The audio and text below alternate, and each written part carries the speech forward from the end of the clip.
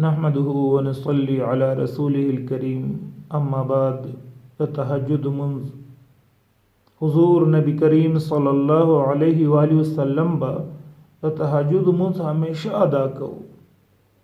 د فرض منظورو نه پس د ټولو نه افضل منز د تهجد منز دی. اوس د تهجد منز سټیم کیو کو سو رکعات کو څنګه کو الله په سمره خوشاليږي الله په صبر کوي. د بهترینه طریقه خدا ده چې مونږ کله د شپې ماسخوتن منځ کو او اوده شو د شپې په صحیح سکه مرابدار شو نو مونږ 2 رکعات منځ کو 3 رکعات منځ کو 6 رکعات منځ کو 8 رکعات منځ کو. حضور نبی کریم صلی الله علیه و آله وسلم با 8 رکعات تهجد منځ کو او 3 رکعات به ویتر کول. یو روایت کې دي چې حضور صلی الله علیه و آله وسلم 12 رکعات تهجد منځ کو او 3 رکعات ویتر وکړل. نو عام روټین کې حضور صلی الله علیه وسلم کم او زیات کړي خو 8 رکعات به تهجد منځ زیات تر کړي دي. اوس د ټیم د کمیه د وجه باندې سړی کمم کولی شي. سړی نا وخت را پاسېدو او هغه څلورو رکعاتو ټیم دی او ورپسې سار کېدو ولد نو 4 رکعات تهجد منځ کی 2 رکعاتو کی او دا ټیم شروع کیږي د ماسخوتن د مانځه نه پس کوس چاته یقین دی چې د نشي را پاسېدی د شپې نو د یو 2 رکعات 4 رکعات ماسخوتن یو کی د شي د کېدو نه دی مخ کیو کی. یو روایت کې دی چې الله پاک 3 کسانو ته ګوري 3 خوشبخت خلکو ته نو ډیر خوشحاليږي. یو هغه چې د شپې را پاسي او الله ته چاړي یعنی کې د شپې را پاسي دو او الله ته چې کوم دینه موس کوي دې ته الله ګوري او ډیر ورته خوشحاليږي. دویم هغه چې د منځ جمع سره صفونه سیده کوي جمع ودرېږي د صف سیده کوي دې ته چې کوم دینه الله ګوري ډیر خوشحاليږي. دریم هغه چې په میدان جنگ دی او په میدان جنگ کې د کفارو په مقابله کې صفونه سمای په دې باندې الله ډیر ورته ګوري ډیر خوشحاليږي. د عمر بن عبسه رضی الله تعالی عنہ نه روایت ده چې حضور صلی الله علیه و آله وسلم او فرمایل چې شپې په اخیری حصہ کې رب خپل بندګانو ته ډیر نږدې وي. ترمذی شریف روایت ده چې د شپې اخیری حصہ چې کومه ده په دې کې رب خپل بندګانو ته ډیر نږدې. امام رضی الله تعالی عنہ فرمایي چې حضور صلی الله علیه و آله وسلم او فرمایل چې د شپې قیام بزان باندې لازم کړئ. دا لازم ونی سي ځکه چې تاسو نه چې کوم مخ کې خلکو نیکان خلکو دا د هغوی طریقه ده او ساس د رب د نزدېکت د قرب ذریعہ ده او د گناهونو کفاره ده او د گناهونو نه رکاوټ ده. سبحان الله. د مخکینی نیکانو خلکو طریقه ده او د رب د قرب ذریعہ ده او د گناهونو کفاره ده او د گناهونو نه رکاوټ ده. سبحان الله. ابو مسلم وی ما د ابو ذر رضی الله تعالی عنہ نه تاسو کو څه تاسو مې ته کو دا تاسو مې ته کو چې د شپې چې کم د قیام د تهجد منځ دی د دې افضل وخت کم یو ده اين قیام الليل افضل د قیام الليل افضل وخت کم یو دی. نو ابو ذر رضی الله تعالی عنہ فرمایل چې دغه سوال هم دغه شانت امام د حضور صلی الله علیه و آله وسلم نه کړو هم دغه شان سوال مې ته کړو. نو د شپې چې کم اخیری حصہ ده جوف الليل عافر ونصف الليل وقلیل فاعله د شپې نیمه شپه یا اخیری حصہ مگر دیکھ ډیر کم خلق دی قلیل فاعله چې ډیر کم دی چې دا کوي. کومه ده د شپې منځمۍ حصہ ده یا چې کوم دینو د شپې اخیری حصہ ده خو ډیر کم دی چې دا عمل کوي. ابو هريره رضی الله تعالی عنہ نے روایت ده حضور صلی الله علیه و آله وسلم فرمایل چې ستاسو مالک ستاسو رب د شپې په آخري حصہ کې د شپې په آخري حصہ کې دنیا اسمان ته نزول فرمایي او فرمایي څوک شته چې زمانه دعا وغواړي، څوک شته چې زمانه دعا وغواړي زه ولا قبول کړم، څوک شته چې زمانه وغواړي او زه ورته عطا کم، زه ورله ورکم، څوک شته چې زمانه بخشش وغواړي او زه هغه بخنه وکم.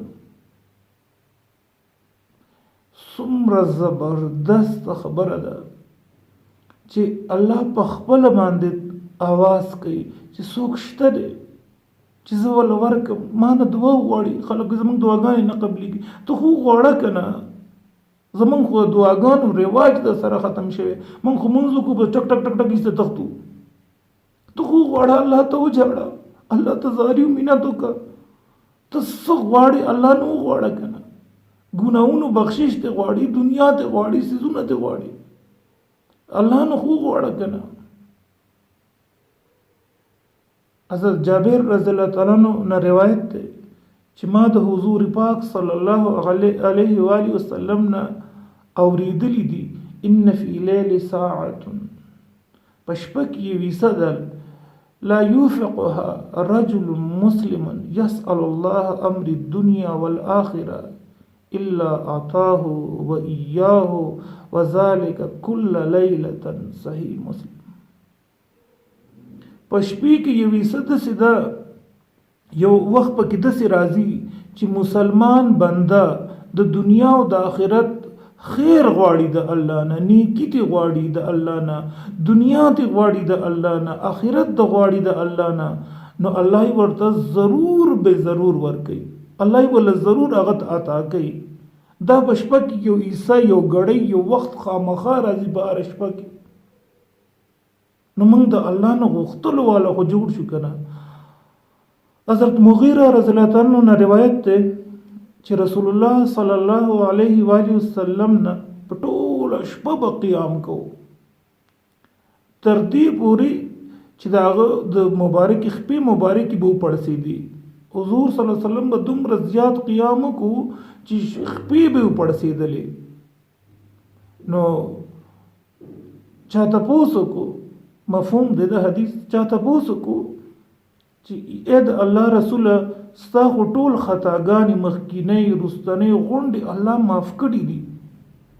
نو حضور پاک صلی الله علیه و آله وسلم فرمایل ولې زه شکر گزار بنده جوړ نشم، زه شکر گزار بنده جوړ نشم، زه د الله شکر ادا نکم، زه د الله ته قیام ونکم، زه د الله ته ونه درېږم.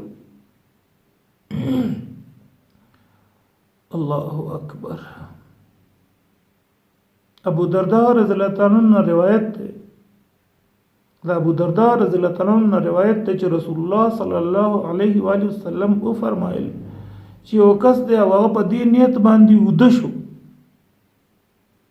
چې زه به تهجد مونځ سره پاسم، خوب دومره غلبه پیراله چې هغه وده پاتې شو.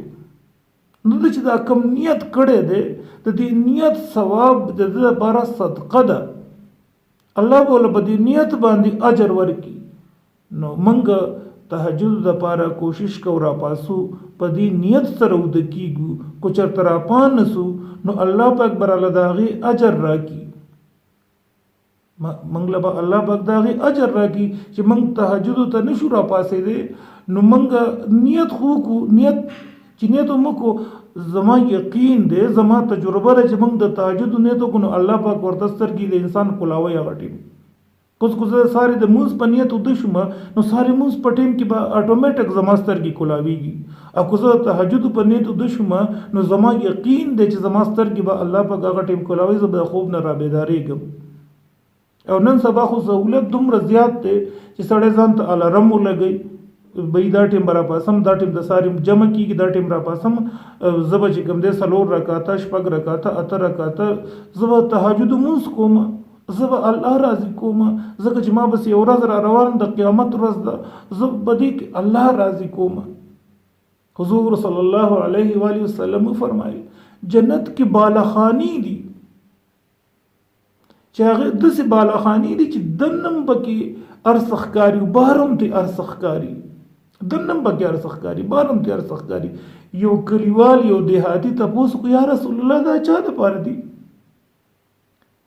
وی فرمایل دا هغه سړی د پاره دي اتاب الکلام چې هغه کلی خبرې کوي، چې هغه بهترین خبرې کوي او خلکو باندې روټۍ خوري، په غریبانو باندې خوراک کوي او د شپې په آخري حصہ کې الله ته ودرېږي، په شپه کې الله ته ودرېږي.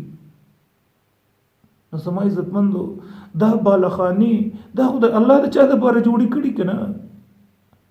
نو ولې نه چې زمونږ حصه پکې پیدا شي، موږ خپل اخلاق بهترین اخلاق جوړ کو. درې قسمه خلک دي، یو ستاسو نه کشران دي، یو تاسو نه مشران دي. نو اوس چې کوم دی نو په کشران باندې شفقت چې نه کوو نو موږ به د کومو خلکو نه یو؟ موږ به د الله د نبي د امت نه یو که به نه یو؟ او د مشرانو ادب او عزت نه کوو نو موږ به د کومو خلکو نه پاتې شو؟ په خپلو خبرو کې، په خپل کلام کې، په خپل دغه کې لهجه کې زمونږ لږ غونډه کې خبره تېزه چې د لاسونو د خپو هغه کوم حرکات او سکنات دي هغه څنګه شو؟ یو خبره تېزه شوه، یو ورسره د لاسو هغه زه به داسې وکړم، زه به دا وکړم، هغه نور تېز شو. نو موږ چې کوم دی نو حرکات او سکنات ډیم وساتو، موږ په خبرو کې نرمي پیدا کو هغه په موږ نه په علم کې زیات دی، کو زموږ نه په تجربه کې زیات دی، کو زموږ نه په عمر کې زیات دی. موږ د هغوی ادب وکړو، د هغوی عزت وکړو او خپلو ماشومانو ته خپلو کشرانو ته شفقت وکړو. اتاب الکلام دا کلام بهترین کلام دا هغه کلام. او بیا چې څونه غریبانان دي زمونږ په ماله کې دي، زمونږ په کلی کې دي، زمونږ په خواوشا کې دي، موږ ته معلوم دي، زمونږ په خاندان کې دي، الله غریب کړی دی. نه په هغوی باندې روټۍ وخورو، د هغوی ضرورتونه پوره کړو. که اوس موږ خیرات دې ته وایو چې موږ روجي پخې کړو، نه نه نه نه، د روجي پخول په خپل ځای باندې ټیک دي، خو دا خو چې کوم دی نو د یو غریب موږ د هغه د ضروریات پوره کړو. او دریمه خبره ده چې موږ د شپې راپاسو او الله ته ودرېږو. د دې کوم مزه ده، کوم سرور دی. زه یو خبره اکثر کوم، زه وایم دا د نوجوانۍ وخت په دې کې چې موږ دا منځونه ونه کړی شو، فقیرۍ کې به بوډاتوب کې به کوشش کوو، بیا نه شو کولی هغې ته رسم وکړو، نه رسو بیا به ممکن نه دا خبره. نو اوس موږ الله سره تعلق جوړ کړو. ګورې دا تعلق بهترینه ذریعه ده، په دې کوم سرور او مزه ده. د شپې ټول خلک وده دي او ته راپاسې دي او الله ته بزارې باندې مولا ای الله زما دا کار وکړي، یا الله زما دا کار وکړي، یا الله زما دا کار وکړي. الله ته برازارۍ باندې الله درته ګوري، الله ستا دعاګانې اوري او قبلوي، ته دې غواړه او تاله به یې درکوي. تر دې پورې که سړی راپاسي او ښځه وده ده نو ښځې باندې ترمکیا وکړي، داسې ترمکیا پې وکړي چې راپاسه د تهجد لمونځ ټیم دی. او که ښځه راپاسي او اودس وکړي او سړی وده دی نو په هغه دې ترمکیا وکړي، هغه دې راپاسوي چې دا تهجد ټیم دی، دا الله پاک ته نزدېکت ټیم دی، دا الله سره تعلق جوړولو ټیم دی، دا د مخکینو خلکو طریقه ده، دا د ګناهونو کفاره ده. دې وخت کې موږ الله راضي کو، دې وخت کې موږ الله راضي کو. موږ سره ټیم شته دی، موږ سره ټیم شته چې هر څومره دی ډېر تیر شو لږ پاتې دی. زموږ پښتانه وایي ډېر وخت تیر شو وایي لږ پاتې دی، پته نشته چې مرګ یې څه ټیم راځي، چې ما تاسو له مرګ څه ټیم راځي موږ ته نشته پته. څو ساګانې ځان څه دنیا ته راوړي چې څنګه ختمې شوې موږ به د دنیا نه ځو، بیا څوک هم نشي رامنې کولی، نه حکیم نه ډاکټر نه طبیب نه بل څوک، بیا به ځو او الله سره ملاقات کېږي. خو چې داسې حال کې یو چې الله رانه راضي، نو په دې باندې د انسان الله پاک سره محبت مینا سیوا کیږي نو ان شاء الله سونه ملګری چې موږ دا خبره اورو موږ ټول به تهجد مونږ کوو د تهجد مونږ به موږ ټول به تهجد مونږ کوو الله نه بغواړو الله به راضي کوو الله ته بجاړو او نور له به تهجد مونږ دعوت ورکو وړومبه فرض منځونه پنځه هغه نه پس تهجد مونږ اشراق مونږ چاش مونږ دعاګانې ذکرونه فکرونه ټول به ان شاء الله د قشن کو کنه ان شاء الله وما علينا الا البلاغ